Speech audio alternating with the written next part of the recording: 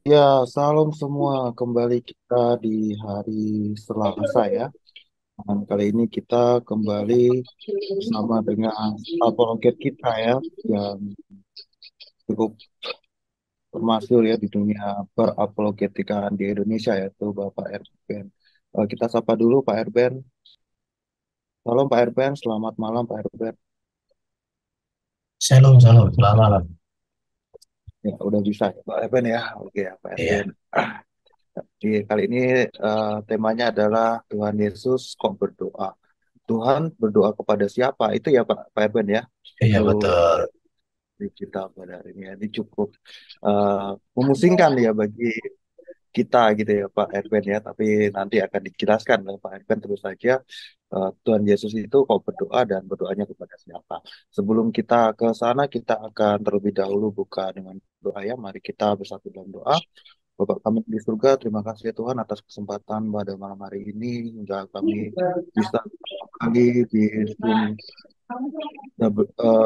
Sema Adonai untuk mendengarkan pengajaran dari Bapak Erben agar eh, lengkapi beliau dengan Roh Kudus-Mu agar apa yang beliau sampaikan bisa menambah pengetahuan kami dan ilmu kami dan juga untuk operator agar semoga jalannya acara ini bisa berjalan dengan lancar. Dalam nama Yesus Tuhan dan Juru Selamat kami. Haleluya. Amin. Silakan Pak Erben untuk materinya. Oke, shalom teman-teman. Selamat berjumpa kembali. Pada sesi ini kita akan belajar satu topik tentang ini ya. Topik yang mau jadi pelajaran kita hari ini. Jika Yesus itu Tuhan, mengapa ia berdoa? Bagaimana mungkin Allah berdoa kepada Allah atau Tuhan berdoa kepada Tuhan? Ini pertanyaan klasik yang seringkali ditanyakan oleh orang-orang terhadap kekristenan. Dan pada sesi kali ini kita akan menjawab, kita akan mempelajari apa yang dimaksud dengan Yesus berdoa kepada Bapa. Di situ ya. Contoh di dalam Lukas 23:34, Bapa ampunilah mereka sebab mereka tidak tahu apa yang mereka perbuat. Kalau Yesus itu adalah Allah sendiri atau Tuhan, bagaimana mungkin ayat ini bisa dipahami? Nah, ini menjadi pertanyaan. Kemudian, Yesus juga berseru waktu disalib, Allahku, Allahku, mengapa engkau meninggalkan aku? Dan ada beberapa contoh Lukas 23 ayat 46, ya Bapa, ke dalam tanganmu kuserahkan rohku atau nyawaku. Ada banyak ayat-ayat yang bisa kita lihat nanti contoh Yesus di Taman Getsemani berdoa sampai peluhnya itu seperti titik darah. Pertanyaannya, jika Yesus itu Tuhan, mengapa ia berdoa kepada Bapa? Apakah benar Allah berdoa kepada Allah? Ini topik yang penting untuk kita pahami dengan baik dan benar. Contoh kita lihat di sini ya, di dalam Matius 14 ayat 23 ini, beberapa data Yesus berdoa kepada Allah Bapaknya. Jadi data-data Alkitab ada yang mengatakan bahwa Yesus berdoa. Matius 14 ayat 23 dikatakan begini di sini ya. Dan setelah orang itu disuruh pulang, Yesus naik ke atas bukit untuk berdoa seorang diri.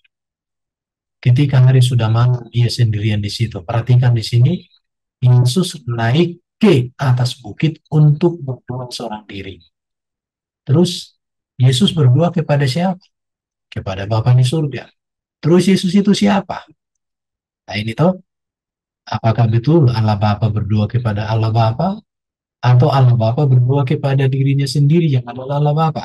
Seperti pemahaman ada penumpang-penumpang tertentu. Itu yang akan kita bahas nanti. Kemudian Matius 14 ayat 32.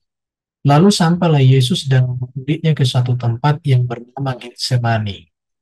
Kata Yesus kepada murid-muridnya, duduklah di sini sementara aku berdoa. Nah, ini lagi kan Lukas 3 ayat 21. Ketika seluruh orang banyak itu telah dibaptis, dan ketika Yesus juga dibaptis dan sedang berdoa, terbukalah langit. Perhatikan di sini ya. Ketika Yesus juga dibaptis dan sedang berdoa, terbukalah langit. Di sini dikatakan Yesus dibaptis dan berdoa. Mungkin minggu depan kita bahas. Yesus kok dibaptis? Bukankah baptisan itu tanggung pertobatan? Mengapa Yesus dibaptis? Apakah Yesus butuh bertobat? Nah, ini pertanyaan-pertanyaan klasik. Nanti akan kita bahas di sesi-sesi berikutnya ya. Tapi jelas di ayat ini dikatakan Yesus berdoa. Kemudian Lukas 6 ayat 12. Pada waktu itu pergilah Yesus ke bukit untuk berdoa dan semalam-malaman ia berdoa kepada Allah. Jadi doa semalaman Yesus di atas bukit. Jelas di sini Yesus berdoa. Lukas 9 ayat 18. Pada suatu kali ketika Yesus berdoa seorang diri, datanglah murid-muridnya kepadanya.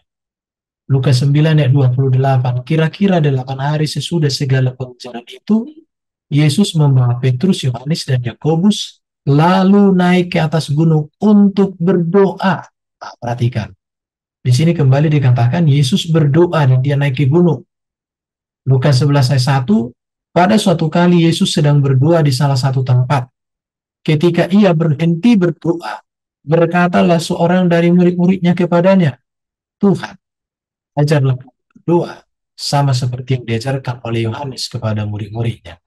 Ketika ia berhenti berdoa, artinya Yesus sudah selesai berdoa, berkatalah seorang dari murid-muridnya kepadanya.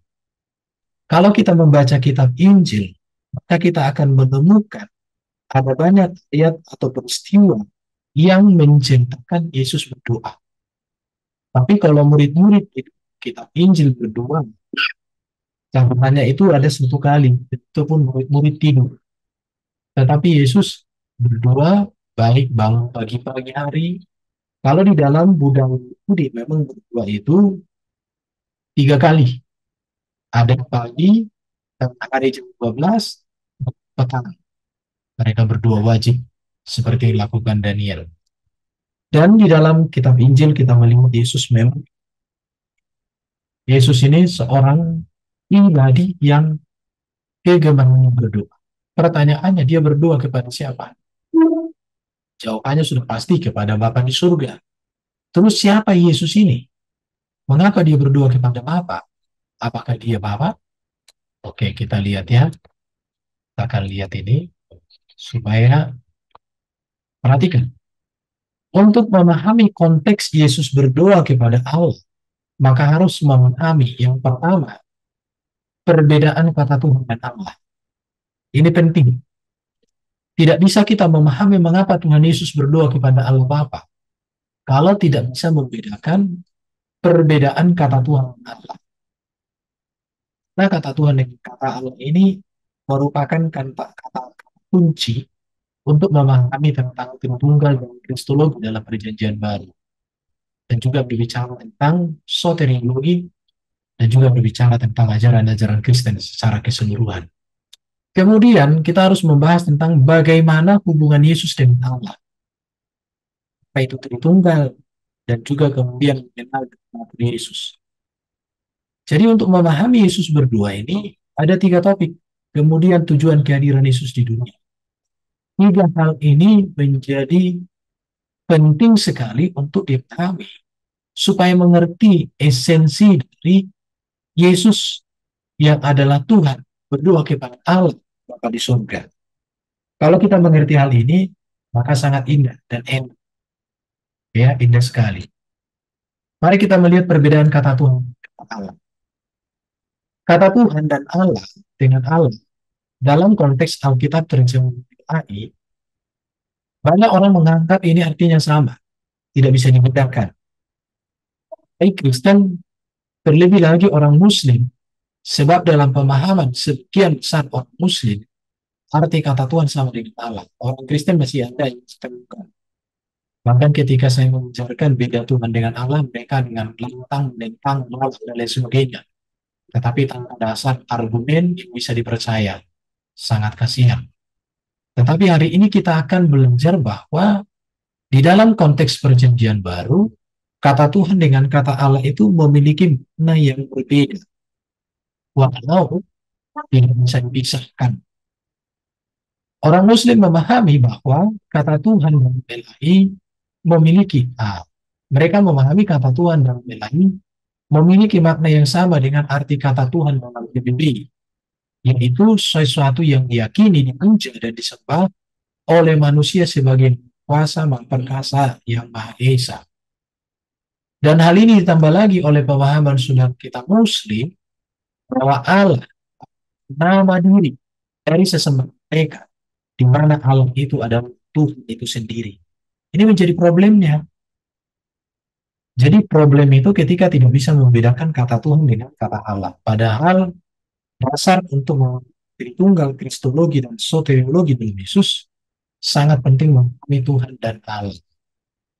Perhatikan ya, tidak sedikit orang Kristen memahami hal yang agak mirip dengan pemahaman saudara kita Muslim, yaitu bahwa Allah itu adalah Tuhan dan Tuhan itu adalah Allah. Bedanya Kristen tidak memahami Allah itu sebagai nama pribadi, tetapi bisa dipanggil panggilan atau menunjuk kepada hakikat atau sebutan kepada Sang Pencipta yang Maha Kuasa.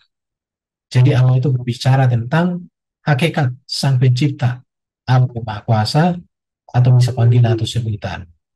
Ini dulu yang pertama, harus dipahami ya. Kemudian kita lanjut ya. Arti dan penggunaan kata Tuhan dan Allah dalam kitab ini penting. Kata Tuhan itu dari kata kurios, kyrios.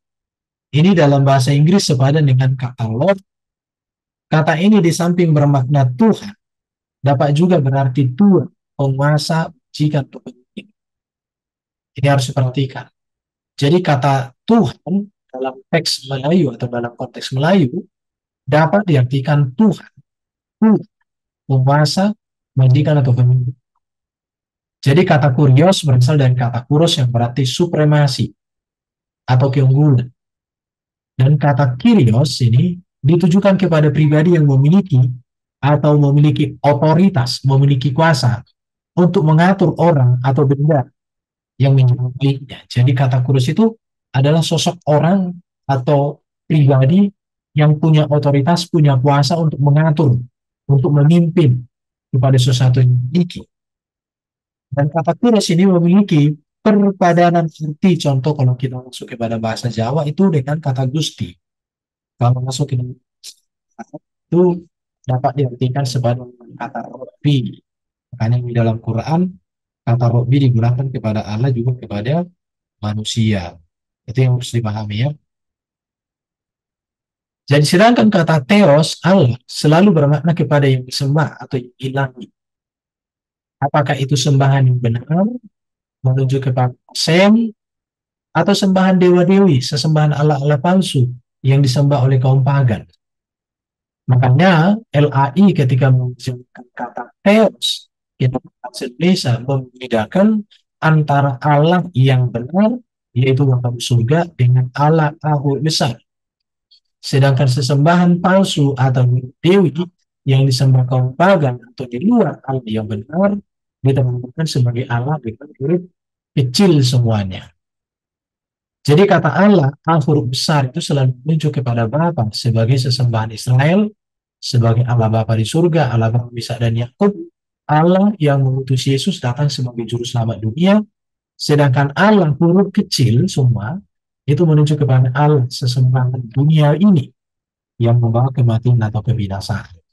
Jadi kata Tuhan dengan kata Allah beda. Kita melihat di sini contoh penggunaan kata kyrios ya dalam kitab Yunani memiliki arti yang luas jika diterjemahkan dalam arti bahasa Indonesia. Perhatikan di sini. Jadi kalau kita mengerti tentang arti kata Tuhan dalam perjanjian baru, artinya luas. Itu gelar kepada Allah Sang Pencipta. Contoh di dalam Matius 4 dan Markus 12:30. Data-datanya bisa dilihat di sini ya. Tetapi kata Kyrios juga dipakai sebagai gelar kepada Yesus. Artinya di sini bisa dilihat teman-teman semuanya. Markus 12 ayat 30 dan Yohanes 11:27. Kemudian kata kurios juga dipakai sebagai gelar kepada seorang raja yang memiliki kuasa. Kemudian kata Kyrios dipakai sebagai gelar kepada kaisar. Kemudian kata Kyrios dipakai sebagai gelar kepada king. Kata Kyrios dipakai sebagai gelar kepada Abraham. Bahkan kata Kyrios dipakai sebagai gelar kepada pemilik keledai yang terlambat yang diambil dipakai oleh Yesus ketika menuju Yerusalem itu Kyrios. Kata Kyrios juga dipakai sebagai panggilan terhadap seorang bapak. Bapak itu dipanggil Kyrios. Jadi kata Kyrios di sini dalam perjanjian baru ini berbicara tentang gelar, jabatan kekuasaan. Oke, itu harus dipahami. Jadi kata Kyrios atau kata Tuhan dalam makna harafiahnya ini menunjuk kepada sebutan penghormatan atau kepenguasaan atau kepada sesuatu yang dipertua. Jadi ketika kita mengatakan Tuhan Yesus itu berbicara Yesus penguasa, Yesus yang harus dihormati, Yesus yang harus dipertuan oleh kita. Jadi pada saat Yesus hidup di dunia ini kata Kyrios digunakan orang sejamannya untuk menyapai dia sebagaimana dimengerti seogianya dimengerti sebagai sebutan penghormatan saja. Dapat diartikan Tuhan atau Mister. Dan memanglah demikian. Jadi penghormatan, kepenguasaan, pengakuan bahwa Kristus penguasa atau pemilik, itu arti kata Tuhan.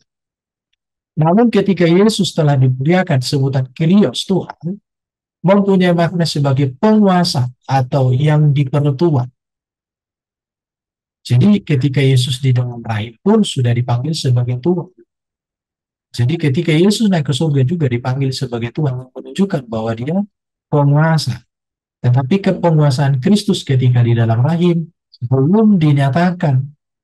Karena Kristus menyatakan kepenguasaan itu secara menyeluruh ketika dia mati, dia dikuburkan, dia bangkit, dan dia mulia naik ke surga ke tempat.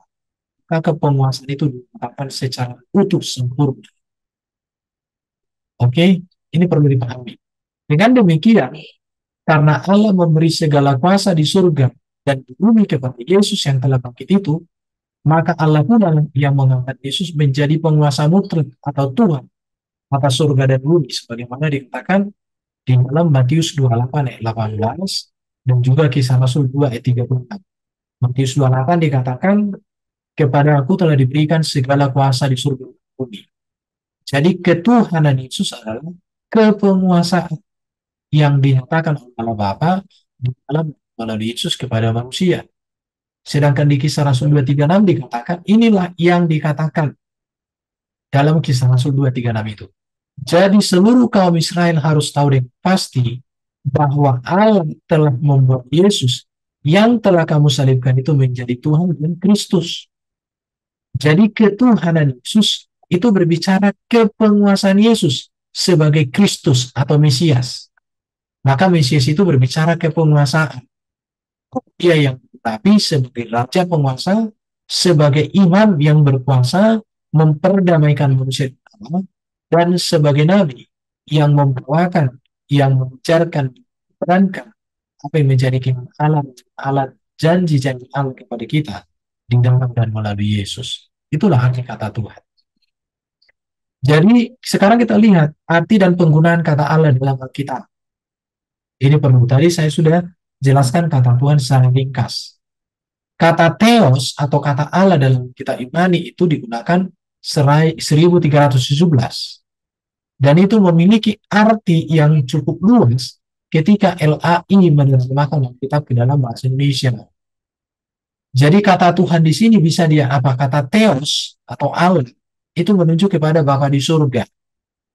Tapi bisa juga diartikan sebagai yang ilahi, ya, yang ilahi pengertiannya ya.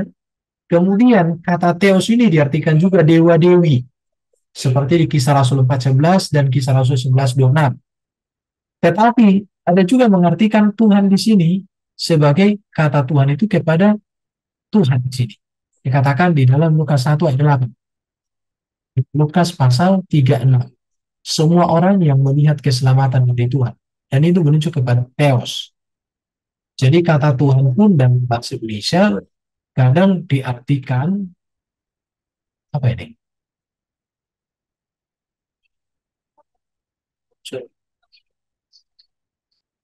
Jadi kata Tuhan, kata Allah ini pun kadang diartikan sebagai Tuhan ya. Makanya kadang orang memahami kata Tuhan dalam perjanjian baru harus memperhatikan teks Yunaninya. Kemudian kata Allah juga diartikan di sini sebagai Allah tapi huruf kecil. Dan ini berbicara Theos juga. Tetapi Allah, inilah sesembahan-sesembahan yang nggak benar. Oke? Jadi kata Tuhan Kyrios untuk Yesus tidak langsung menunjuk kepada makna Allah atau Theos. Itulah sebabnya sebutan Allah atau Theos sebagai Sang Bapa dibedakan penggunaannya dengan sebutan Kyrios bagi Tuhan Yesus. Hal ini bisa nanti kita lihat di banyak ayat-ayat Alkitab ya.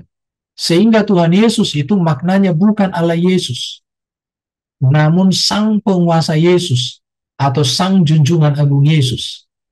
Itu dibuktikan dalam penggunaan kata Tuhan dan Allah dalam ayat berikut. Contoh, di dalam Roma pasal 10 ayat 9-10. Yesus adalah Tuhan. Allah telah membangkitkan dia dari antara orang mati. Perhatikan di sini, Yesus adalah Tuhan. Allah telah membangkitkan dia dari antara orang mati. Jadi kata Tuhan dengan kata Allah dibedakan. Walau kadang lain menerjemahkan kata Tuhan menuju kepada Tuhan atau kepada Allah, kata Allah juga kadang diartikan sebagai Tuhan. Nah, ini memang kalau problem di dalam terjemahan. Tetapi kita punya teks Yunani sehingga kita tidak bisa keliru. Kita masih bisa belajar. 1 Korintus 6 ayat 14 dikatakan Allah yang membangkitkan Tuhan. Ini ayat bagaimana bisa dijelaskan? Kalau arti kata Tuhan sama dengan Allah, Allah adalah Tuhan. Tuhan itulah Allah. Namanya Allah, Tuhan itunya. Begitu, tak bisa. Satu Allah saja, yaitu Bapa. Satu Tuhan saja, yaitu Yesus Kristus. Dan masih banyak ayat yang lain yang bisa kita temukan ya. Jadi ayat-ayat di atas jelas membedakan Allah, yaitu Bapa, dengan Tuhan, yaitu Yesus Kristus. Yang dibangkitkan oleh Allah atau Bapa itu. Sekarang pertanyaan, sejak kapan Yesus menerima gelar Tuhan ini? Ketuhanan Yesus dinyatakan secara sempurna sejak kebangkitannya. Karena sesudah kebangkitan para orang mati, ia mengatakan kepada para muridnya, yang padaku telah diberikan, ada yang memberi, yaitu Allah Bapa sendiri, segala kuasa, kepenguasaan mutlak, kejabatan Tuhan, di surga dan di bumi. Matius 28 ya, 18. Jadi, harus memahami memang perbedaan kata Tuhan dengan kata Allah. Dan kalau mau kita harus dicek kata Tuhan itu menunjuk kepada apa, kata Allah itu di situ konteksnya apa. Karena banyak kita temukan kata Tuhan itu, tapi maknanya di situ adalah Allah dan di surga. Makanya harus perhatikan. Kemudian Yesus dipanggil Tuhan atau Kyrios bukan hendak menyatakan bahwa Yesus adalah Allah sendiri atau Allah Bapa sendiri, bukan. Tetapi kita harus menerima bahwa Yesus memiliki dua natur. Natur ilahi seperti adalah firman Allah yang kekal dalam hakikat Allah, yang diutus turun menjadi daging yang bernama Yesus Kristus. Tuhan Yesus artinya bukan Allah itu adalah Yesus itu sendiri atau sendirilah Allah. Bukan. Melainkan Tuhan Yesus itu artinya Yesus penguasa, Yesus Tuhan, Yesus junjungan. Filipi 2 ayat 10-11. Allah sangat meninggikan Yesus. Bayangkan, kalau Allah meninggikan Yesus, Yesus adalah itu sendiri, ini rancu. Tetapi Allah sangat meninggikan dia dan mengaruniakan kepadanya nama di atas segala nama.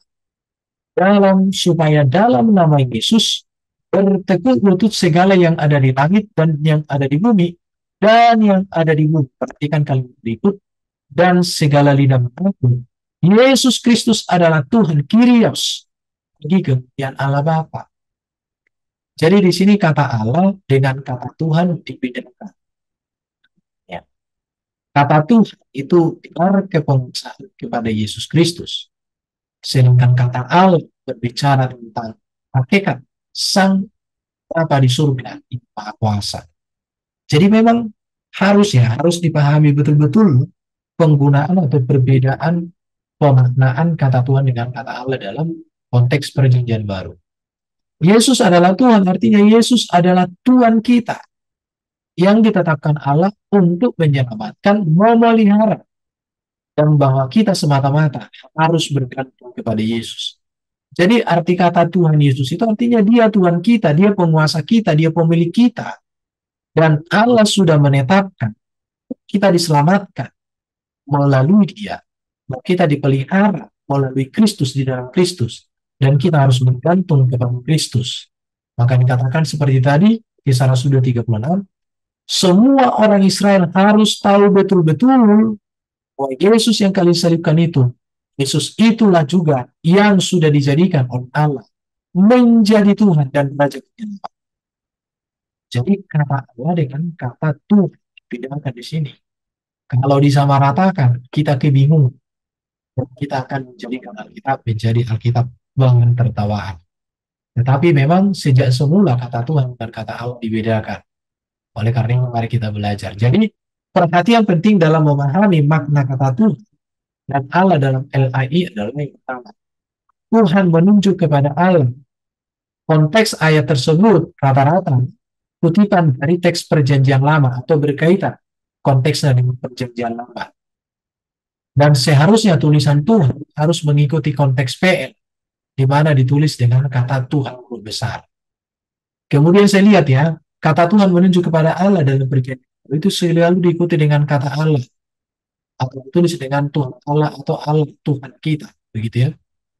Kemudian konteks yang akan digunakan harus mendapat perhatian yang penting dan teliti. Banyak orang menyamaratakan arti kata Tuhan dengan Allah ini karena apa? Karena orang tidak memperhatikan teks dan konteksnya, tapi sapu rata aja semua. Setiap ada kata Tuhan artinya begini, tidak. Saya tadi sudah tunjukkan di depan bahwa penggunaan kata Tuhan itu luas. Kepada Allah, kepada Yesus, kepada Raja, kepada seseorang kuasa otoritas. Karena Tuhan itu gelar, jabatan. Tuhan menunjuk kepada Yesus dan orang terhormat. Tuhan Yesus tidak bermakna sama dengan Tuhan Allah atau Yesuslah Allah Bapa itu sendiri. Karena kata Tuhan ini seperti gelar, bisa dibandingkan seperti kata presiden. Presiden Jokowi tidak sama dengan presiden partai A, sekalipun sama-sama dua-duanya bergelar presiden. Kenapa? Karena konteksnya.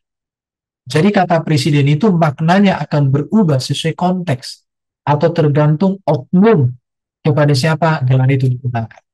Makanya nanti kita bisa temukan di dalam kitab Tuhan Yesus itu menjadi berbeda makna. Memang sama-sama bergelar Tuhan, tetapi makna ketuhanan di situ berbicara hal yang berbeda. Sebab Tuhan Allah artinya penguasa, Allah penguasa, Tuhan Yesus ternyata Yesus penguasa. Perbedaannya di mana? Allah Bapa penguasa yang transenden, sedangkan Yesus Kristus adalah penguasa yang imanen. Allah Bapa sebagai sumber kuasa yang memberikan kuasa, Yesus Kristus adalah sebagai firman Allah yang menjadi manusia dan mewujud nyatakan kekuasaan Bapa itu sendiri. Di situ. Jadi kata Allah dipakai sebagai sesembahan dan kata ini dipahami harus dalam konteks kata dipakai. Kata Allah bukan merupakan nama, tetapi sebutan atau menunjuk kepada hakikat dari Sang Pencipta. Jadi Allah itu artinya sesembahan yang Allah atau Dewa itu sesembahan yang palsu.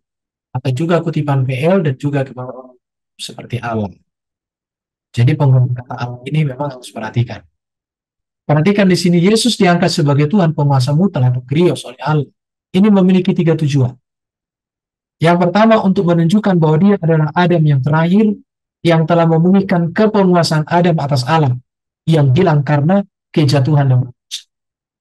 Jadi ketika kita percaya Yesus adalah Tuhan, artinya dia memulihkan kepenguasaan Adam yang telah hilang, yang telah rusak karena dosa.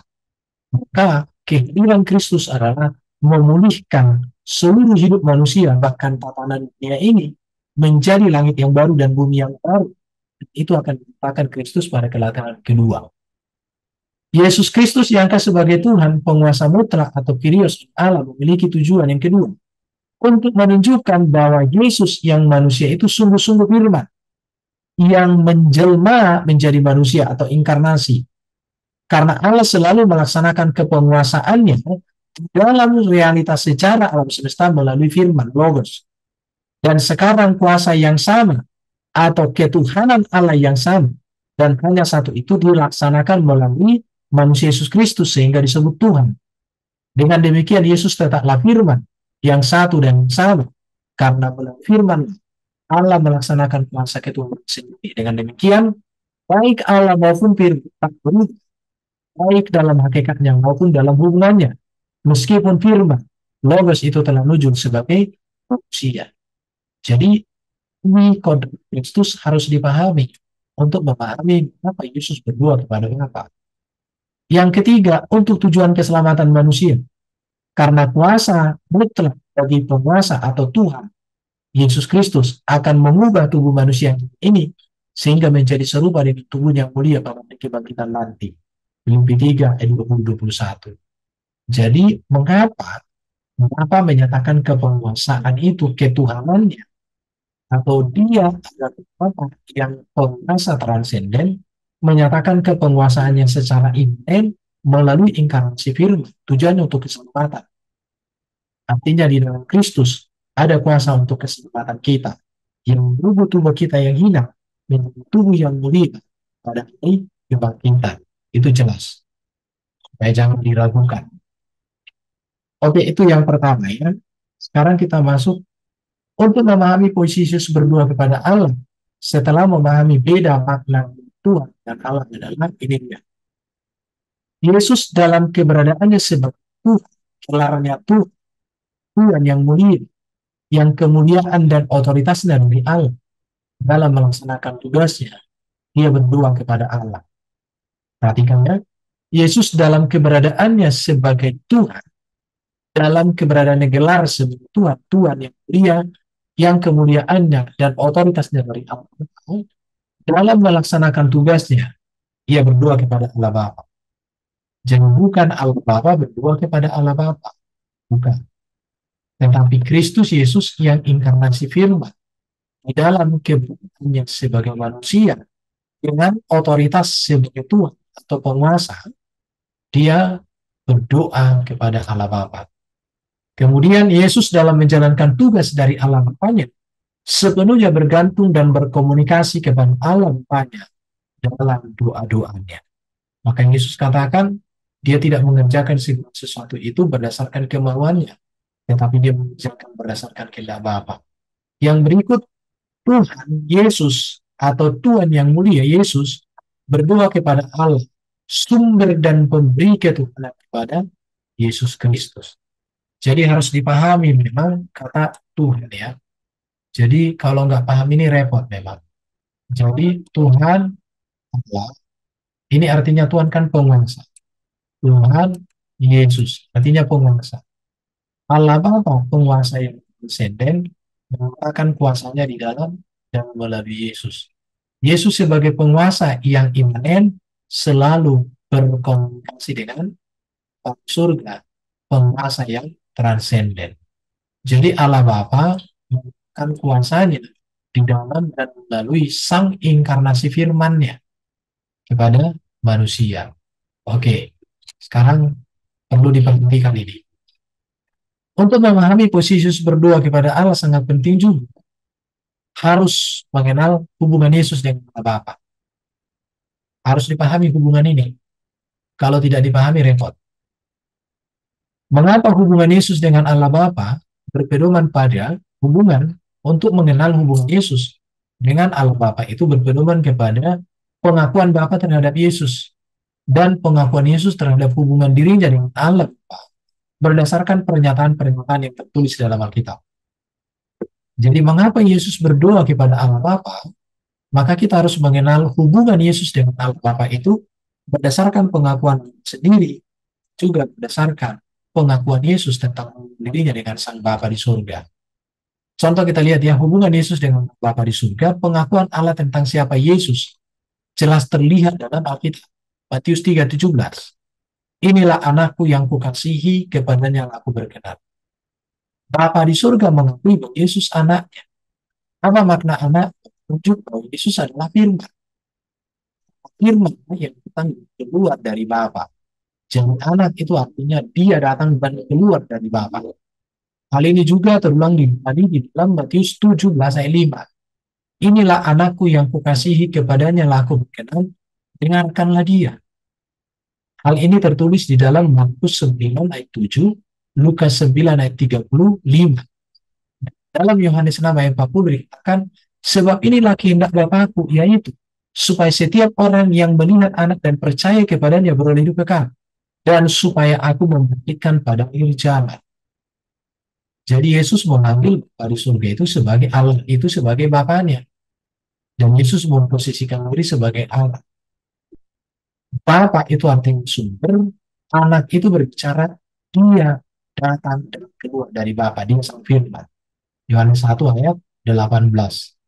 Jadi Yesus Kristus adalah anaknya, firmannya yang hadir dalam rupa manusia. Itu yang pertama harus dipahami hubungan Yesus dengan Allah itu. Jadi Yesus anak Allah yang menunjukkan bahwa Yesus adalah firman. Dan Bapa adalah sumber, sebab Yesus datang dan keluar dari Bapa, firman.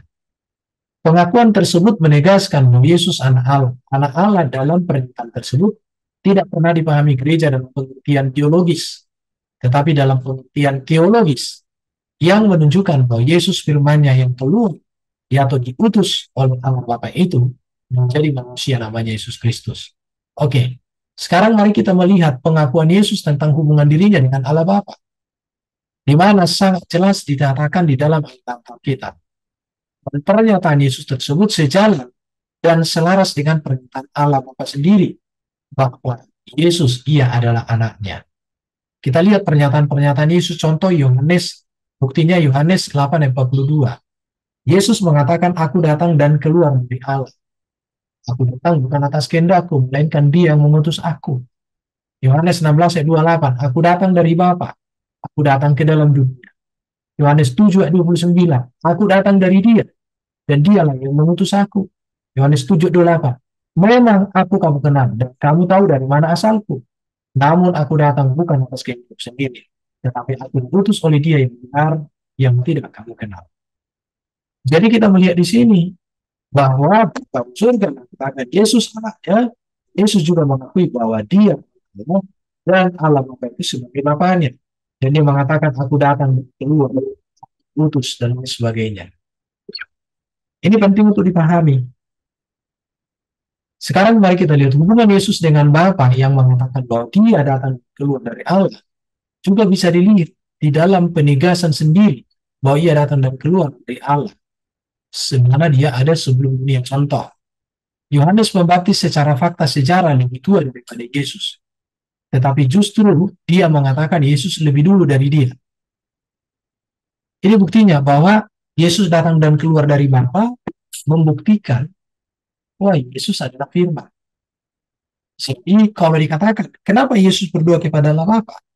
Karena sang firman di dalam inkarnasinya memang dia menjadikan banyak kepada Bapa, ia menjadi firman yang menjadi manusia yang sepenuhnya dia melakukan kehendak Bapa itu sendiri. Contoh ya, datang Dia yang telah mendahului aku sebab Dia telah ada sebelum aku. Yohanes Pembaptis mengatakan Yesus sudah ada sebelum Dia. Padahal secara usia Yohanes Pembaptis lebih tua. Yesus menegaskan bahwa Ia telah ada sebelum dunia ada. Di dalam Yohanes 8 ayat 58, sesungguhnya sebelum Abraham jadi, aku telah ada. Yohanes 17 ayat 5, permuliakanlah aku padamu sendiri dengan kemuliaan yang kumiliki di hadiratmu sebelum dunia ada. Sebagai apa Yesus di dalam diri Bapa sebelum dunia ada? Sebagai firman. Yohanes 17:24, agar mereka memandang kemuliaanku yang telah kau berikan kepadaku sebab engkau telah mengasihi aku sebelum dunia ada. Sebelum dunia ada, Bapa telah mengasihi Yesus. Sebagai apa? Sebagai firman. Jadi hubungan Yesus dengan Bapa itu adalah hubungan Bapa dengan firman-Nya sendiri yang tidak terpisah di dalam hakikat dan karyanya, tetapi di dalam pewahyunya bisa dibedakan. Di situ. Oke, kita melihat di sini. Jadi hubungan Yesus dengan Bapa itu pertanyaan penting. Sebagai apa Yesus di dalam diri Allah sebelum dunia ada? Yesus adalah firman Allah yang diutus jadi manusia, sebagaimana tertulis dalam Yohanes 1 ayat 1 sampai 3, dan ayat 14. Dikatakan bahwa firman itu terus-menerus ada di dalam diri Allah. Bahwa firman Allah yang ada di dalam diri Allah, tadi yang hakikatnya adalah Allah. Kemudian firman yang kekal di dalam hakikat Allah itu diutus oleh Allah menjadi manusia, Yesus Kristus, dan di dalam kemanusiaannya dia penuh dengan kemuliaan. Ini ayat-ayat. Jadi mengenal Yesus firman dengan Allah, maka bisa kita melihat di dalam data-data Alkitab. Allah Bapa yang insya memiliki firman dan memiliki roh. Yesus Kristus adalah firman Allah yang menjadi manusia. Jadi firman Allah kekal di dalam diri Allah, firman Allah bukan ciptaan Allah. Dan Yesus adalah firman yang inkarnasi dalam rupa manusia. Kita lihat lagi, Yesus mengaku bahwa dia diutus oleh Allah Bapa. Ada banyak ayat-ayat yang berbicara Yesus Kristus adalah utusan Allah Bapa. Jadi harus ditegaskan, Yesus berdoa kepada Allah Bapa. Kenapa? Karena dia di dalam hakikat kemanusiaannya, dia taat dan sungguh-sungguh taat sempurna kepada Bapa. Bahkan kalau kita melihat, kemanusiaan Yesus tunduk secara sempurna kepada keilahiannya. Makanya harus menerima di kodrat Kristus. Kalau tidak menerima di kodrat Kristus, konteks Yesus berdoa kepada Allah Bapa tidak bisa dijelaskan. Saya tidak bacakan ayat-ayat ini, nanti kepanjangan, tetapi jelas. Ada puluhan ayat yang mengatakan bahwa Yesus itu utusan. Tetapi siapa yang mengutus Allah Bapa di surga? Siapa yang diutus? Firman-Nya sendiri. Dan untuk apa dia diutus? Untuk menyatakan keselamatan hidup yang kekal, untuk menyatakan pengudusan, untuk menyatakan kebenaran, kemenangan atas dosa, atas iblis, atas semua. Itulah tujuannya. Ini ada beberapa ayat, saya tunjukkan di sini 24 ayat. Bahwa Yesus mengakui bahwa dia diutus oleh Allah Bapa di surga. Jadi, mengapa mengenal hubungan Yesus dengan Allah Bapa itu penting. Ya, Yesus utusan Allah Bapa artinya Yesus adalah firman Allah yang diutus menjadi manusia. Allah berkarya selalu dikatakan firman itu penciptaan alam semesta. Allah dalam sejarah perjanjian lama selalu memperkenalkan diri kepada manusia para nabi melalui firman dalam bentuk penampakan atau teofani, dalam bentuk suara atau cahaya. Tetapi dalam perjanjian baru, firman itu bukan lagi teofani, bukan lagi berupa cahaya, bukan lagi dalam rupa suara, bukan lagi dalam rupa penglihatan, tetapi benar-benar hadir sebagai manusia yang bernama Yesus Kristus dengan jabatan kekuasaan sebagai Tuhan Kristus Mesias. Oke, jadi Yesus firman Allah itulah hakikatnya ya, supaya kita mengerti. Ini yang panjang ya teman-teman ya. Mengenal hubungan Yesus dengan Allah Bapa, saya pakai gambaran. Jadi firman Allah dan Allah, Yesus adalah firman menjadi manusia yang sempurna. Maka Yesus katakan, aku datang untuk melakukan seluruh kehendak Bapa. Itu pengakuan Yesus.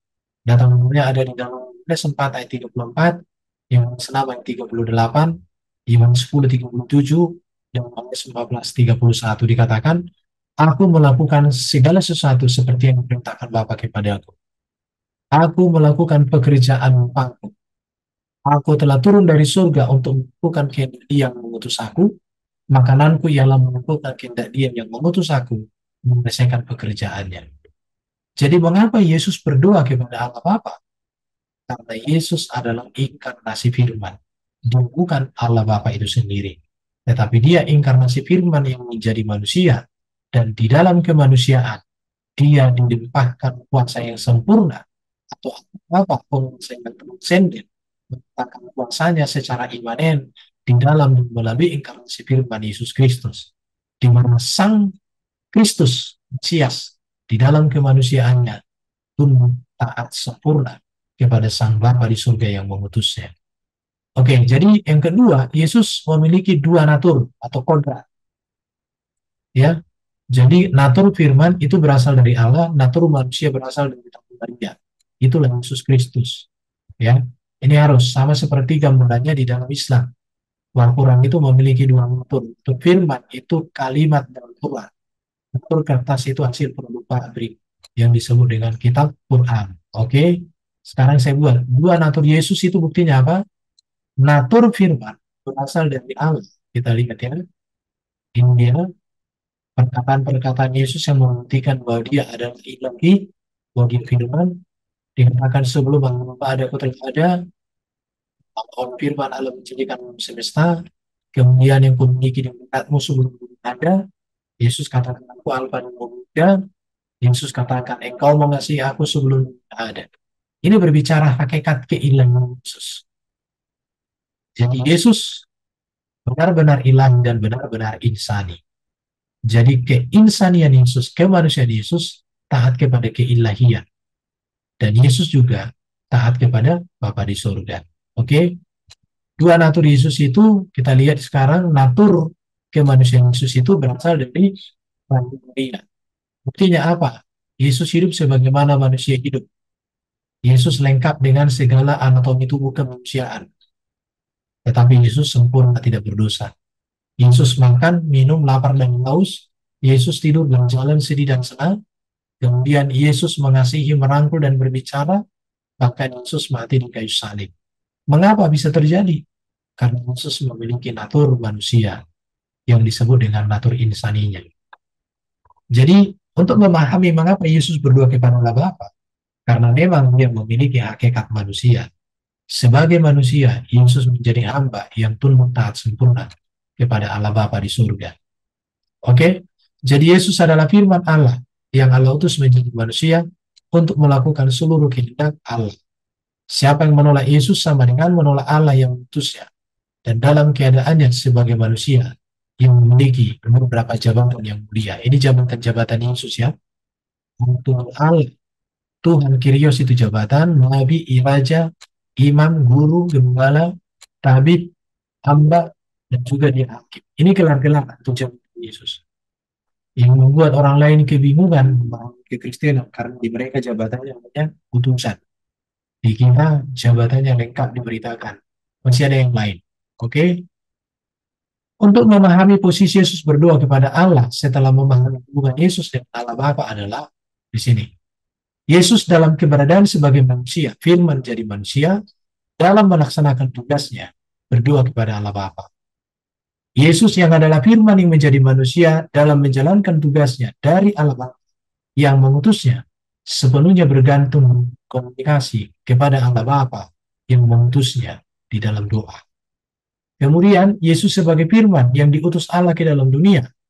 Yesus berdoa kepada Allah yang darinya ia berasal dan oleh dia ia berkarya untuk manusia di dunia ini diselamatkan. Oke, sekarang Tuhan Yesus berdoa kepada Allah, maka harus memahami tujuan kehadiran Yesus yang ketiga. Untuk apa Yesus datang ke dunia ini? Ayat-ayat ini tadi sudah disampaikan. Dikatakan oleh Yesus, makananku ialah melakukan kehendak Dia yang mengutus aku dan menyelesaikan pekerjaan. Yesus katakan, aku telah turun dari surga untuk melakukan kehendak Dia yang telah mengutus aku. Ia telah mengaruniakan anak yang tunggal supaya setiap orang percaya kepada tidak binasa, melainkan hidup yang kekal. Ini tujuan kehadiran Yesus. Jadi Allah Bapa di surga menyatakan keselamatan penebusan yang kekal bagi manusia di dalam dan melalui Yesus, dan untuk itulah Yesus datang. Dan Yesus menyadari hal itu. Dan Yesus taat sempurna akan visi misi Bapa di surga yang mengutus dirinya hadir menjadi manusia di tengah-tengah dunia ini. Jadi apa arti Yesus berdoa kepada Allah di sini? Yesus yang adalah firman menjadi manusia sempurna kepada Allah Bapa yang mengutusnya di dalam melaksanakan seluruh tugasnya sebagai firman yang menjadi manusia dalam mengerjakan tugasnya sebelum taat kepada Bapa. Coba kita lihat Lukas 4 ayat 43 dikatakan. Juga di kota-kota lain harus aku memberitakan Injil kerajaan Allah, sebab untuk itulah aku diutus. Kemudian Yohanes 12 ayat 27, sekarang jiwaku terharu dan apa yang kau katakan? Bapa, selamatkanlah aku dari saat ini? Tidak. Sebab untuk itulah aku datang ke dalam saat ini. Yohanes 18 ayat 37 dikatakan, jadi engkau adalah raja. Jawab Yesus, engkau mengatakan bahwa aku adalah raja. Untuk itulah aku lahir, untuk itulah aku datang ke dalam dunia ini. Supaya aku memberi kesaksian tentang kebenaran. Setiap orang yang berasal dari kebenaran mendengarkan suara aku. Jadi jelas, Untuk itulah aku lahir, dan untuk itulah aku datang ke dalam dunia ini. Yesus mengakui dan menyatakan ini, dan dituliskan oleh para rasulnya. Jadi jelas, Yesus mengajar tentang doa. Pertama ya, pertama, jadi Yesus adalah firman menjadi manusia taat sempurna kepada Allah Bapa. Yang kedua, berikutnya, Yesus mengajar tentang doa dan menjadi teladan doa. Doa sangat terkenal yang diajarkan Yesus itu adalah doa Bapa kami. Dan juga doa Yesus untuk murid-muridnya dan setiap orang percaya di dalam Yohanes 17 ayat 1 sampai 26. Dikatakan ajaranku tidak berasal dari diriku sendiri, kata Yesus yang kemudian apa yang kudengarkan daripadanya itulah yang kusampaikan kepada dunia. Yohanes 13 ayat 15, aku telah memberikan suatu teladan kepada kamu supaya kamu juga berbuat sama seperti yang telah kubuat kepadamu. Yohanes 12 ayat 49, Bapa yang mengutus aku, dialah yang memerintahkan aku untuk mengatakan apa yang harus aku katakan. Yohanes 17 ayat 8, segala firman yang kau sampaikan kepadaku, telah aku sampaikan kepada mereka dan mereka telah menerimanya. Jadi Yesus mengajar tentang doa dan menjadi teladan doa. Yang berikut kita melihat Yesus memiliki teologi doa dan praktek doa yang kuat. Yesus tahu pentingnya doa dalam menggenapi tujuan Allah, tujuan Bapa mengutusnya. Itu yang berikut ya, bahwa Yesus memiliki teologi doa dan praktek doa yang kuat. Markus 1 ayat 35-39 katakan, pagi-pagi benar waktu hari masih gelap, ia bangun dan pergi keluar. Ia pergi ke tempat yang sunyi dan berdoa di sana. Yesus mengawali dan mendasarkan pelayanan dengan berdoa. Lukas 5 ayat 15 dikatakan, ia mengundurkan diri ke tempat yang sunyi dan berdoa. Ini di sini apa?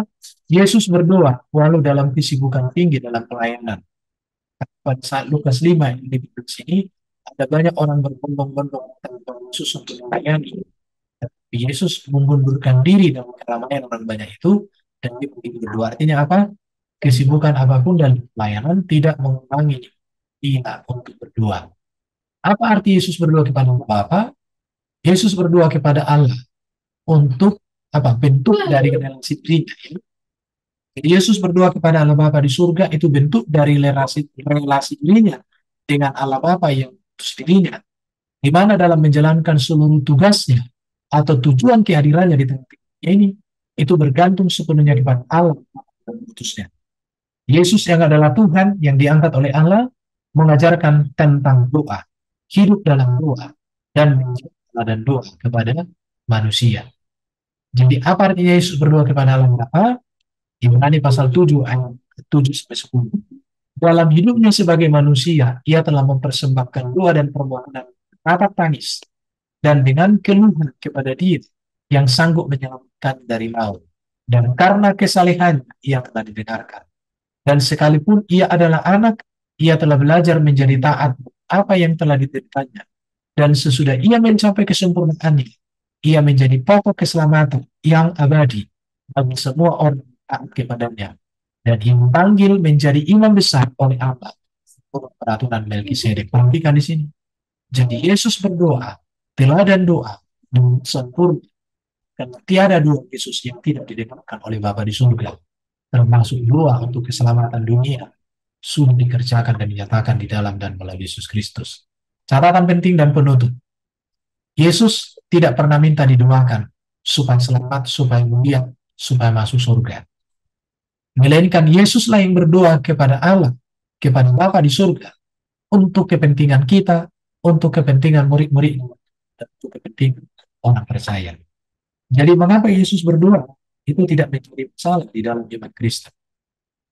Yang penting dan Tritunggal, mengerti tentang Dui Kodrat Yesus, dan mengerti tentang kata Tuhan dan kata Allah, dan mengerti kristologi dan soteriologi. Demikian sampaikan kembali kepada moderator. Terima kasih.